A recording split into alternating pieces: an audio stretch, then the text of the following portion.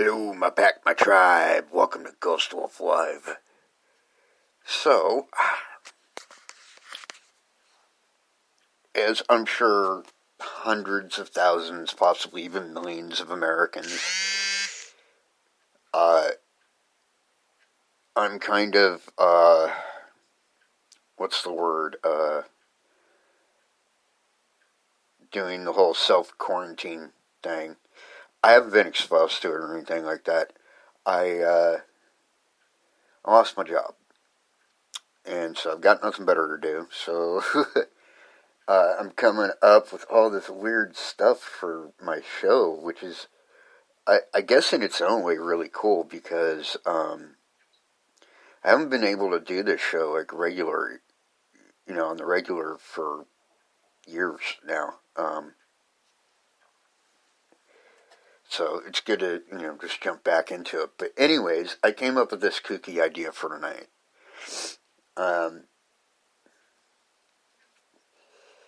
I'm sure everybody, if they've never even used one, has at least seen a spirit box used on the TV shows like Ghost Hunters, Ghost Adventures, etc., etc. It's that device that makes the white noise, and then spirits can speak, and you can audibly hear it because it's pushing. The idea is that it's pushing their voice through the white noise, making it audible. But it got me to thinking, if that works for like just static on the radio, will it work for other types of white noise? And that got me to thinking, what other types of white noise could we possibly make? And I came up with this.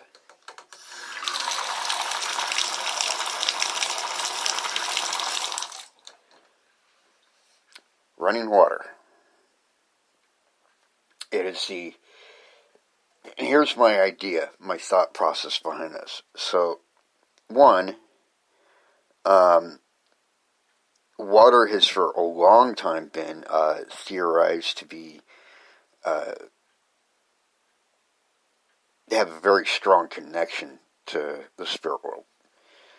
My personal theory is that water is one of the few tangible, I guess you could say, elements that is very close to spirit forms, like what they're made of.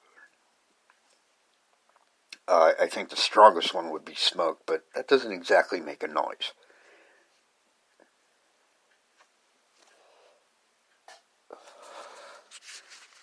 So, what I'm going to do tonight is I'm going to kill two birds with one stone. I'm going to soak in a hot tub. I have an injured shoulder. It's been injured for better than a month now. Doctors don't even know exactly what's going on. All I know is there's a lot of pain there. And soaking in hot baths seems to be the only thing that relieves it. So, my thought is I'm going to soak in the tub, and while I'm running the water, we're going to have an EVP session, and we're going to see if anything happens. Now, don't get excited. I'm not getting naked. Not all the way, anyways. So, yeah. But, I don't know. I just thought it would be a cool idea to try it.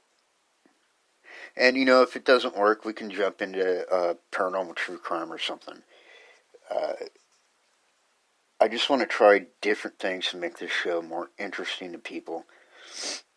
I have a loyal, very loyal fan base around the world, and I'm very appreciative of it.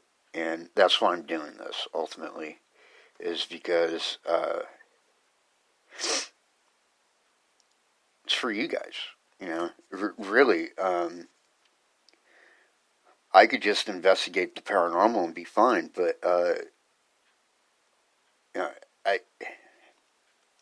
I guess the reason why I started doing this show in the first place was to educate people, and that's still what I want to do.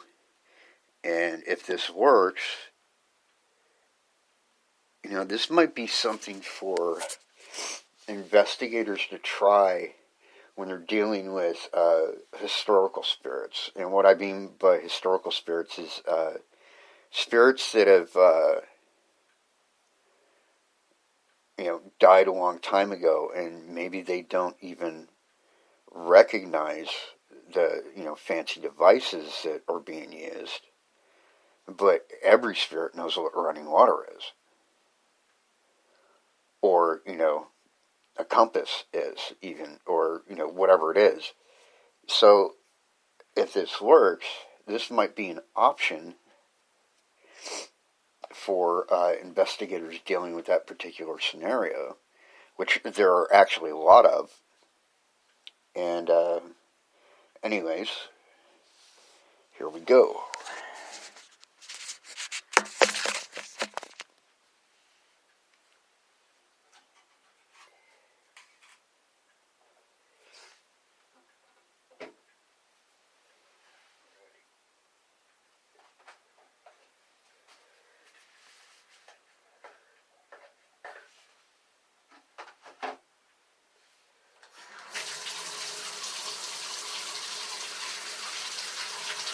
Alright.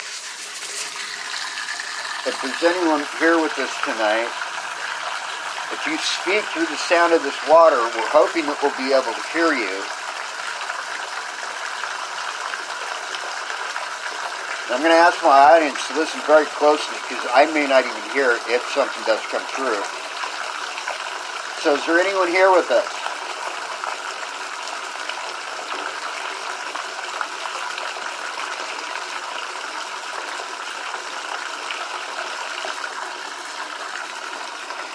Can you say your name?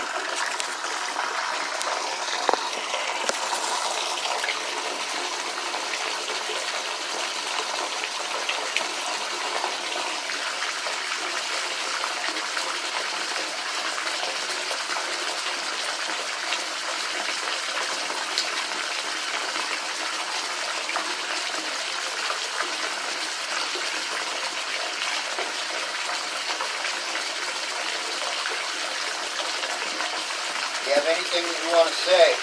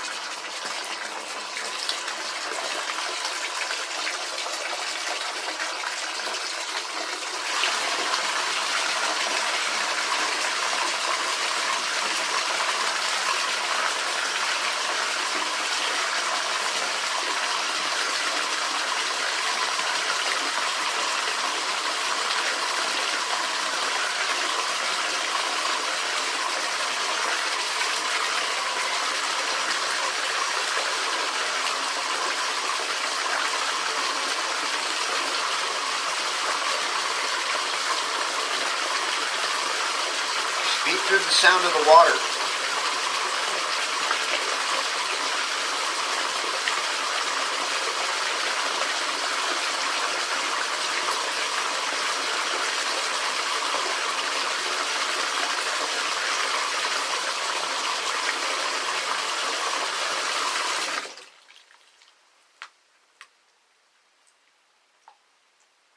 Did someone just speak?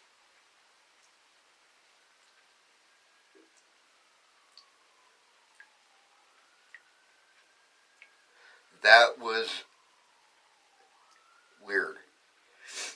I don't know if you heard it on your end, but I swear I just heard a voice.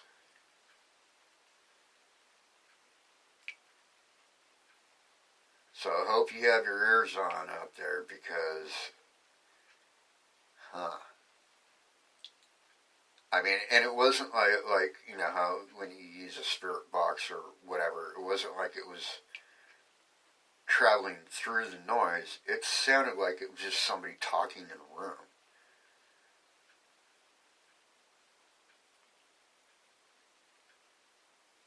All right, I'm going to turn the water back on. Can you do that again?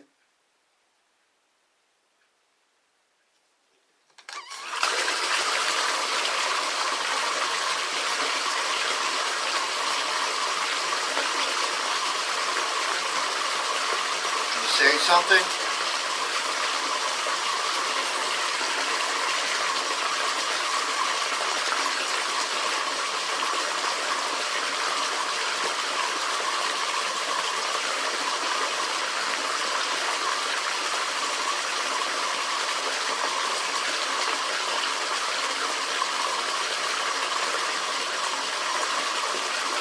Tell us your name.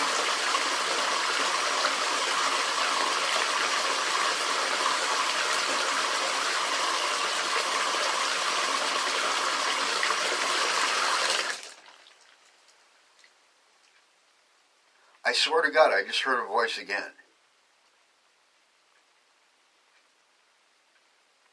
It sounded really faint, but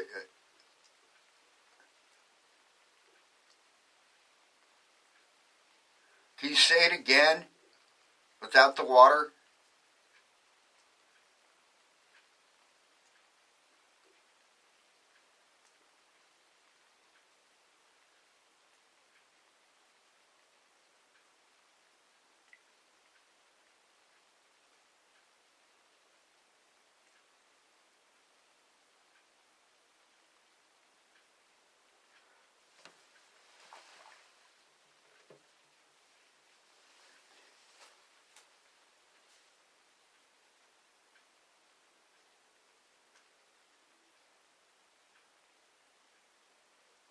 I just heard a voice. Now I hear dogs barking outside. Maybe it's somebody outside talking. I don't know. Anyways, here we go.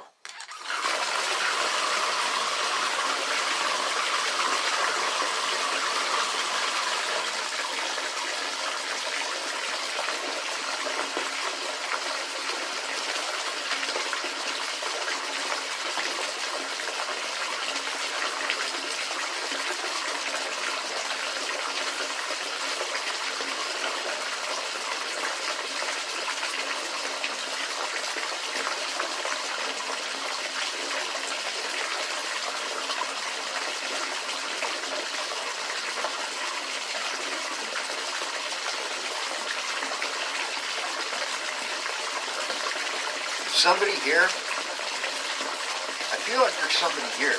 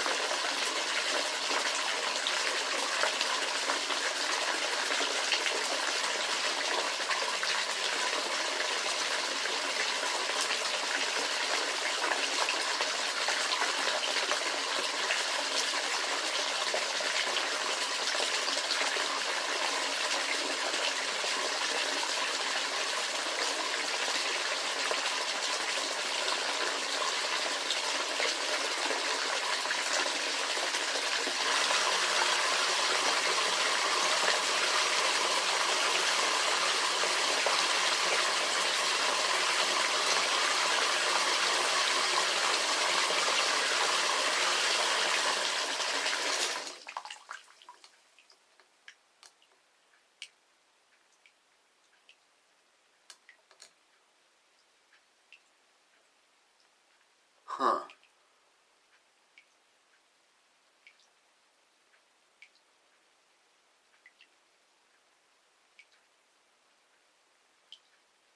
Yeah, I keep hearing stuff.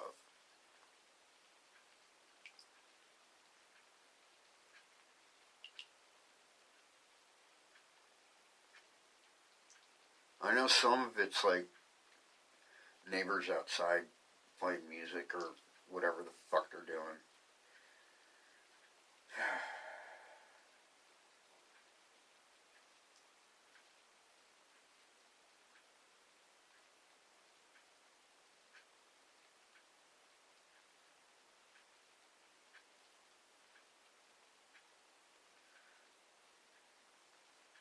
See, this is one of the reasons why I wish I could hear what you guys are hearing on your end while I'm doing this at the same time sometimes. Um,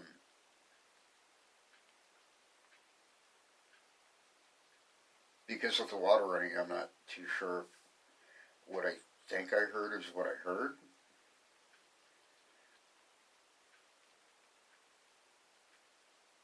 You know, and it to me it sounds much louder, of course, because I'm right next to it. But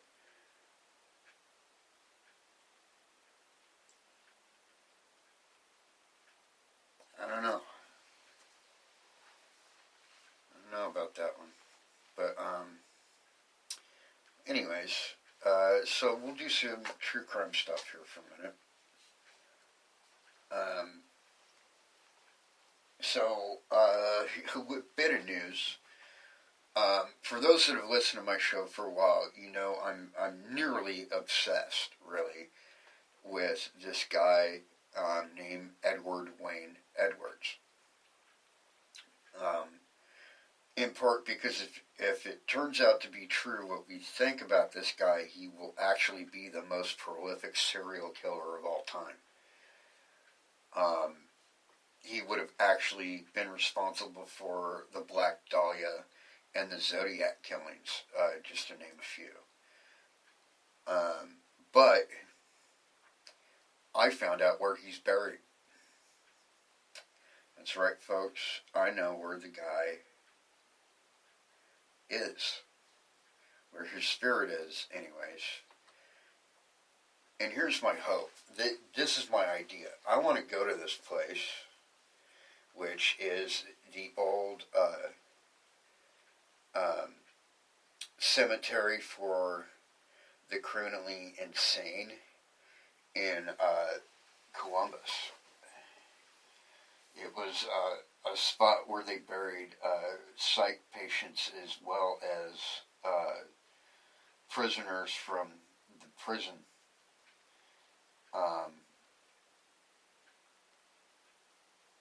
I forget the name of the prison that's there in the Columbus area, but yeah, anyways, that prison, whatever it was.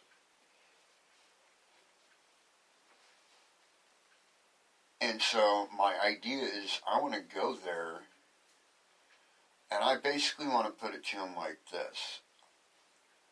You know, I'm going to be, respectful, even though, part of me probably isn't going to want to be. I'm going to be respectful because of the whole, catch more flies with honey thing. And I'm just going to ask him, you put it to him like this, you've got nothing left to lose. By being honest, did you do this? Did you do this? Did you do this? And see what he says. If he'll even speak to me at all. But the hope is that he'll actually speak and admit to it, all these killings, and we will, at least on one level, be able to lay to rest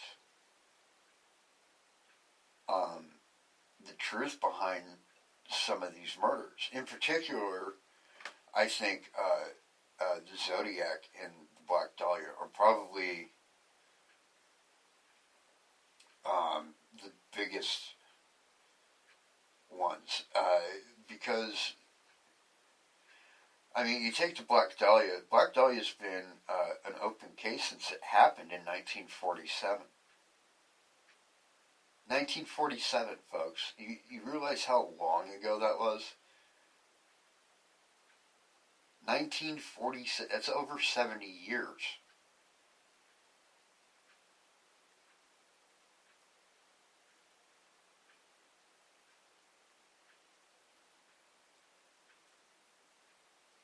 $74 years, I think. Or pretty close to it. And so there's little hope of this being solved by traditional methods, I think. I don't think it's going to go anywhere with the police. I think it's going to be up to if not myself, somebody, probably in the paranormal community, to come up with some kind of proof, and that's not going to mean that it's solved. There's still always going to be that question mark because, skeptic, or rather I should say closed-minded people, but it would be at least something, and also the whole Zodiac thing has haunted, I think most people in the United States, but in Northern California in general, since the 60s. And that's still technically unsolved, even though I'm almost 100% sure that it is him, because they did handwriting analysis of letters that the Zodiac sent to I believe it was the San Francisco Bay Times and the San Francisco Tribune. I may have those names wrong. But it was two of the most prominent San Francisco papers at the time. Had received letters from the Zodiac with codes written on them, like ciphers that once they were solved, first off, said Ed Edwards on one of them. And the thing is it says if you can crack this cipher, it will give you my name. So that's a pretty good, indicator that it could be him. Assuming that, the person that cracked the code did it correctly and all that stuff. Plus, there was handwriting analysis done on those letters with known handwriting samples of Edward Wayne Edwards, and they matched.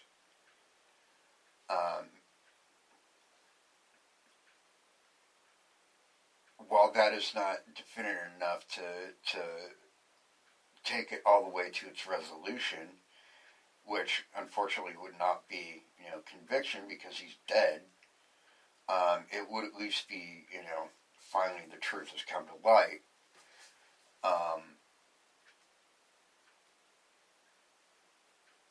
But once again, that's going to be tough because there's no, at least not as far as I know, and I think I would know at least a lot more than the average person because I watch all the shows.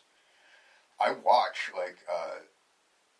Forensic Files and Cold Case Files and all that stuff, and they've all covered, like the Zodiac and the Boston Strangler and all that stuff.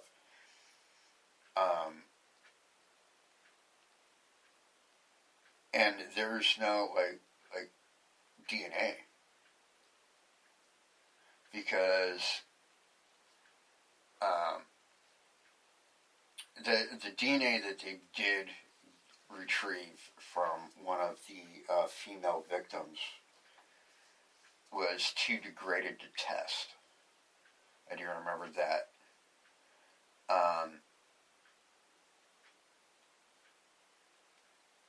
But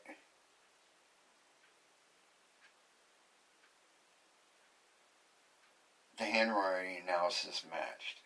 So I'm thinking the only way it's going to definitively be solved at all, even though it would still remain an open case, would be,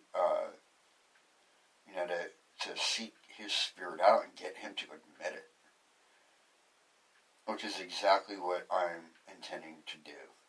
It's just a matter of when, because I know what cemetery he's in. I don't know what plot, though, because none of those plots have names. They're all serial numbers.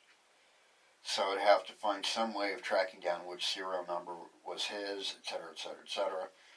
And I don't know when that's all going to come to fruition, hopefully sooner rather than later.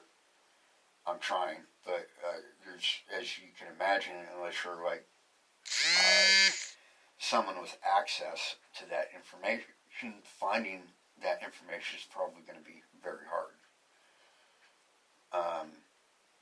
And I'm willing to do everything short of, hacking the system to get that information. That's one thing I will not do. I will not break the law for a case. Sorry. They're all very, very important to me, but I will not go to jail and or prison over a paranormal case. It's just never going to happen. It's also why I don't trespass. So there's your PSA for the day, kiddies. Do not trespass to go ghost hunting. It is a bad, bad, bad idea. You can get locked up for that shit.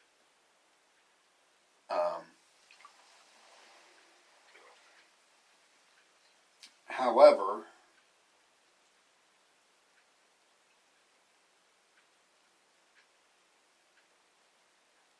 I think it could happen because somebody has already done something very similar.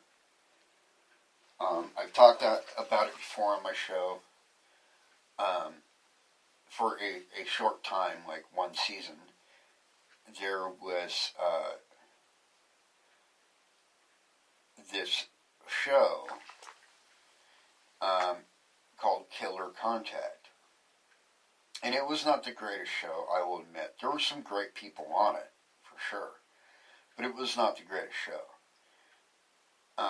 But the one great thing, in my opinion, that they actually did do was in their very first episode.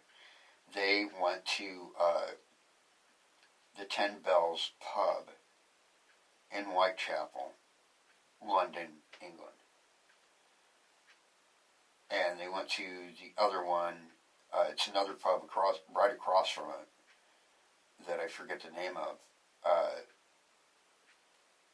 But they investigated both places, and in one of them, using an EM meter to make contact, they had the needle going up or down to yes or no questions, and they basically doing that positively ID'd Aaron Kosminski as being Jack the Ripper a full year before DNA did. And now, of course, they're denying even the DNA. Saying it was flawed, blah, blah, blah, blah. Well, if it's flawed, how come it came up with the same name?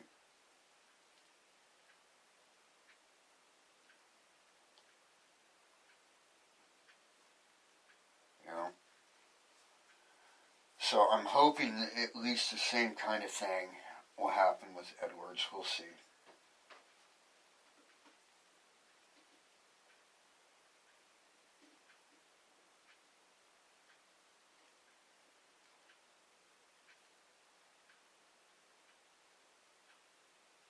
Anyhow,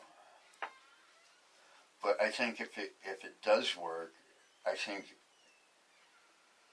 it could open some doors as far as being able to do that with other murders, other crimes that have remained unsolved, to where maybe there's no physical evidence left. Maybe it's been so long that probably even the perpetrator himself is deceased. But still there's family members out there or descendants that don't know the truth. So wouldn't it be great if paranormal investigation was the one that supplied that? Because not only would it be great for the victims' families and all that, which is number one, with at least with my thinking here, but also it would be great for the paranormal community at large, because it would lend us legitimacy.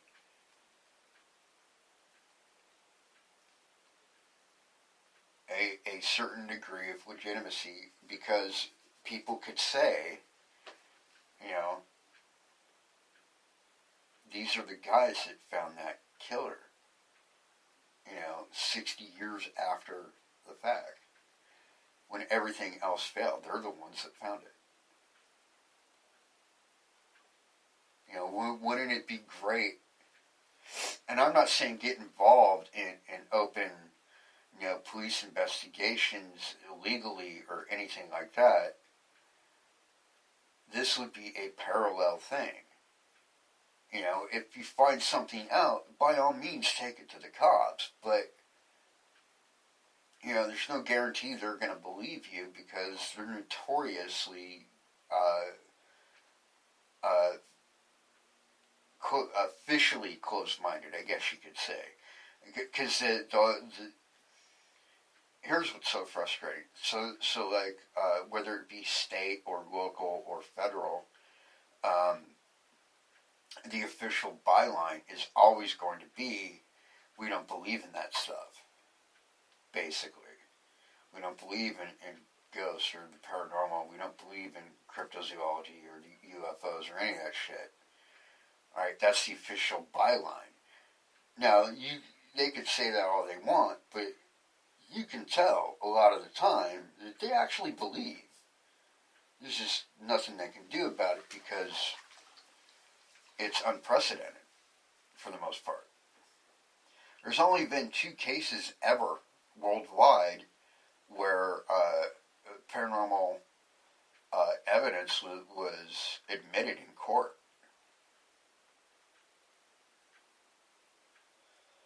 One was here back in the 1800s. The whole Zona Hester thing, which I've covered on my show. And the other one I didn't even know about until recently was another case back in I believe it was like the 1970s that happened in Asia. I want to say it happened in Thailand, but I might be wrong on that. But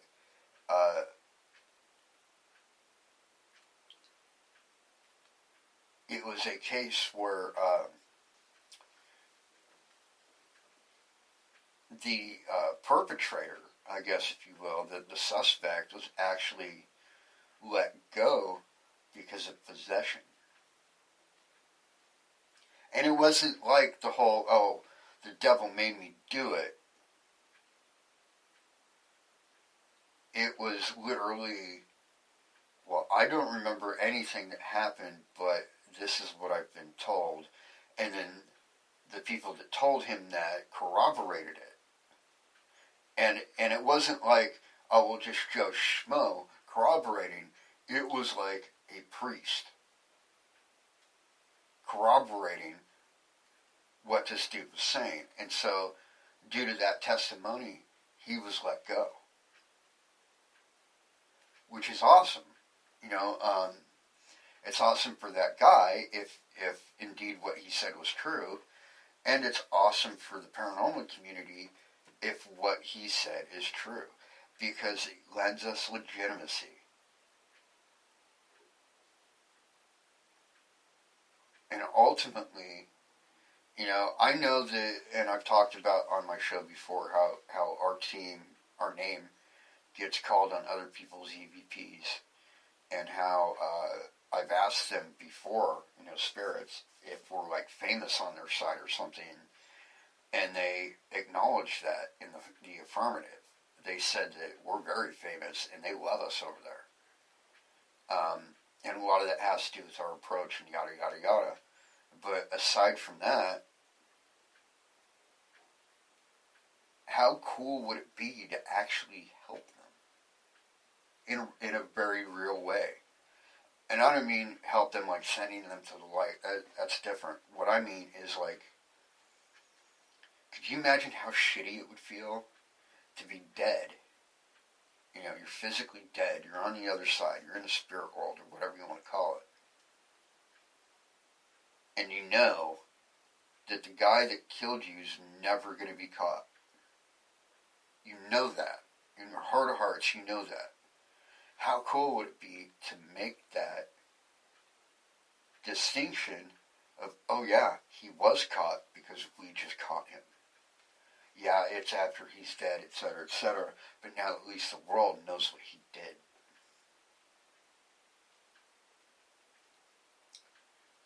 And those are the kind of things that I'm always pushing for. I love to entertain people, but that's ultimately not why I'm doing this. I'm doing this for the spirits because they're the ones that need us. Anyways, that's about all my time, folks. Thank you for tuning in. Until next time, my pack, my tribe. Peace out.